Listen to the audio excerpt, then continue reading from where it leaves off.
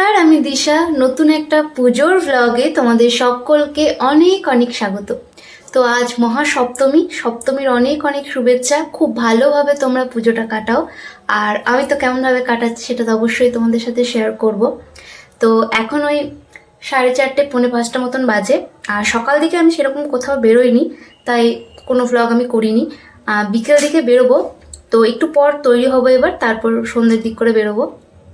পুজোটা আমার প্রত্যেক বছরই খুব সিম্পল অ্যান্ড সেটেলভাবেই কাটে, তো এবারও তাই। প্রত্যেক বছর আমি গ্রামের মধ্যেই থাকি, মানে গ্রামের মধ্যে থাকি আর বোলপুরে যাই, এর থেকে বাইরে আর তেমন কোথাও যাই না। তো এবারও তাই গ্রামের ঠাকুরগুলোই দেখাবো তোমাদেরকে।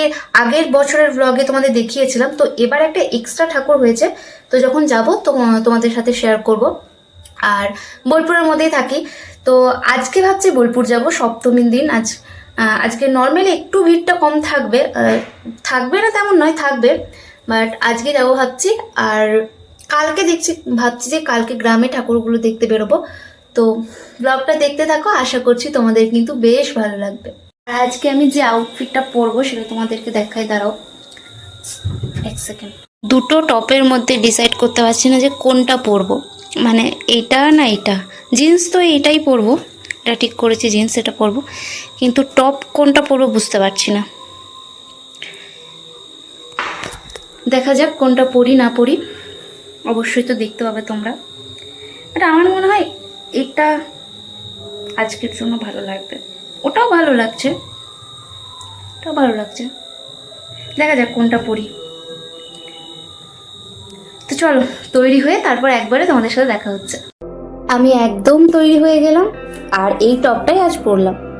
এখন ওই ঘড়িতে 7টা মতন বাজে, আর আমরা প্রথম ঠাকুর দেখা শুরু করলাম জামমনি থেকে। প্রত্যেকবারের মতো এবারেও এখানে প্যান্ডেল ঠাকুর দুটোই বেশ ভালো করেছে। এবারে জামমনির থিম হচ্ছে পোস্ট অফিস। বাইরে থেকে ঠিক এরকমটা লাগছে। চলো এবার ভেতরে যাওয়া যাক। ভেতরে ঢুকতেই মনে হলো সত্যিই যেন কোনো এক গ্রামের পোস্ট অফিসে চলে এসেছি। পুরনো দিনের সেই ইটের করা দেওয়াল, বারান্দা সবটাই অবিকল একই রকম দেখতে, আর চারপাশটা লাগছেও কিন্তু বেশ সুন্দর। এবার চলো গিয়ে ভেতরে প্রতিমা দর্শন করে আসি। এই দেখো আমাদের দুর্গা মা। ভেতরের প্যান্ডেলটাও কিন্তু বেশ সুন্দর করেছে।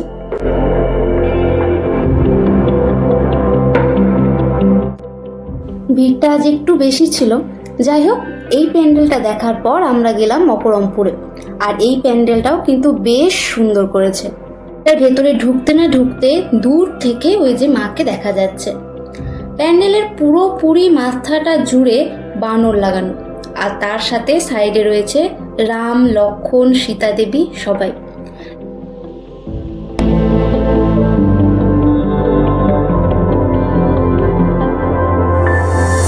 এক কথায় পুরো রামায়ণটাকে এখানে তুলে ধরা হয়েছে। এক ঝলকে যেন মনে হলো পুরো রামায়ণটা দেখে ফেললাম। আর দেখো বানরের হাতে কিন্তু শ্রীরাম লেখা পাথরও রয়েছে।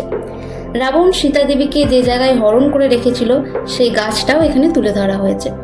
খুব সুন্দর করে এটা কিন্তু পরিবেশন করেছে। যাই হোক, এখানে রামায়ণ দেখার পর আমরা চলে গেলাম পরবর্তী প্যান্ডেল ত্রিশূলাপটি। আর এখানেই হঠাৎ দেখা হয়ে গেল বুনি আর মাসিদের সাথে। আসলে মাসিদের বাড়িটাই এখানে, প্রত্যেক বছর গেলেও কোনোবার দেখা হয় না, বাট এবারেই হয়ে গেল। এটা হলো ত্রিশূলাপটির প্যান্ডেল, আর এই প্যান্ডেলটাও কিন্তু বেশ সুন্দর করেছে। তালাই, মাদুর এগুলো দিয়ে যে এত সুন্দর সুন্দর কাজ করা যায়, এই প্যান্ডেলগুলো না দেখলে হয়তো জানাই যেত না।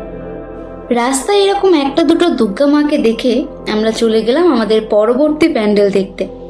গেলাম আদ্যাশক্তিতে। প্রত্যেকবারের মতো এবারেও আদ্যাশক্তির প্যান্ডেলটা আমার কিন্তু বেশ ভালো লাগলো। আজকে এতগুলো প্যান্ডেলের মধ্যে এটাই কিন্তু আমার সব থেকে বেশি ভালো লাগলো। আরে দাঁড়াও দাঁড়াও, তোমাদেরও তো দেখাবো। এই দেখো,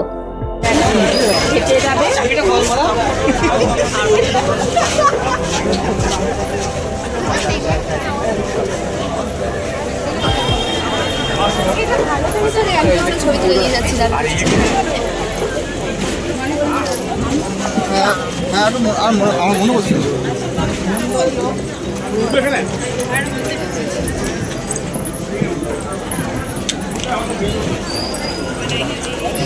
পুরো প্যান্ডেলটা জুড়ে গামছা আর ঝুড়ি দিয়েই করা, আর তার ওপরে এত সুন্দর করে আঁকা, কি যে অপূর্ব লাগছে বলে বোঝানোর বাইরে।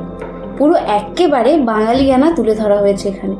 আর তার ওপরে মায়ের এই ডাকের সাজ, আহা, মন প্রাণ সবটাই জুড়িয়ে গেল। মাদুরের ওপরে আঁকা।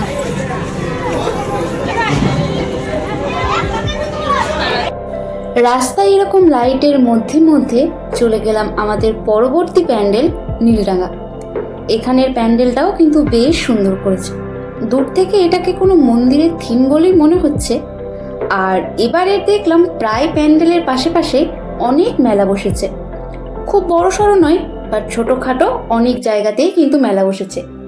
আর এখানেও দেখলাম কিন্তু ভালোই মেলা বসেছে। কিন্তু আজ আর কোনো মেলা ঘুরবো না, আজ শুধুই ঠাকুর দেখব আর তার সাথে প্যান্ডেল ভিজিট করব। আর এবারের প্যান্ডেলের মধ্যে দেখলাম যে পুরো প্যান্ডেল জুড়ে এরকম সুন্দর সুন্দর ড্রয়িং আঁকা রয়েছে।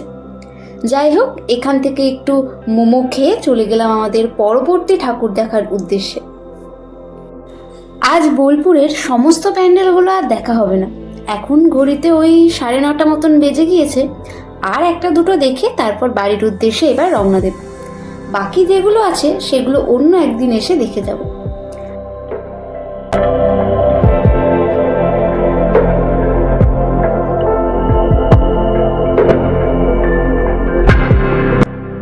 আজকের মতো লাস্ট প্যান্ডেল হলো মিস্ত্রিপাড়া। আর এই মিস্ত্রিপাড়ার থিম হলো অপারেশন সিন্দুর। একদম কিন্তু আলাদা কনসেপ্টে এটা তৈরি করা, কি অপূর্ব করেছে না। বোলপুরের হাফ প্যান্ডেল দেখে আমরা গ্রামের একটা ঠাকুর দেখে এরপর বাড়ি ফিরব। আর আজকের এই ছোট্টখাট্ট ভ্লগটা আমি এখানেই শেষ করছি। তোমাদের কেমন লাগলো অবশ্যই জানিও।